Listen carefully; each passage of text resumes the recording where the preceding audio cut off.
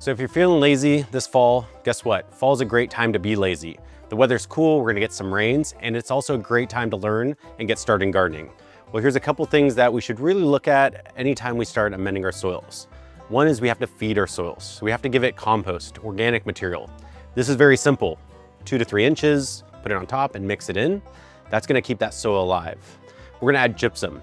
What gypsum is it's pretty much all calcium.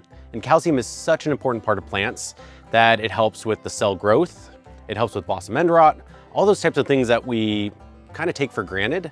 That's where gypsum comes into play. So we have our gypsum and compost down and we've mixed that in. Next thing is adding a light manure. The reason why we stick with manures or even worm castings is because that's a slow source of nitrogen, and that works really well for our young plants. Because with young plants, we don't need to hit them with strong fertilizers. Because of their young root systems, we gotta make sure that those root systems are nurtured over time. So what we're gonna do is add a little bit of chicken manure or worm castings, whatever one you wanna go with, and we're gonna put this down on the top inch of soil. The reason why we put it on the top inch of soil is because every time we water, that nutrients is gonna slowly leach into our soil.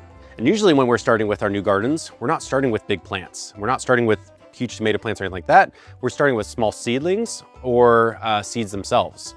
So we put it on the top inch. As we're watering it, it's following that root system and nurturing our plants and feeding them. So if you're trying to figure out what to plant this season, we have you covered. We actually have our planting guide that you can download. And with this guide, we've put in 50+ years of knowledge that we've gathered over time into that guide. So go ahead and download that, and that'll give you a good guide on what to plant.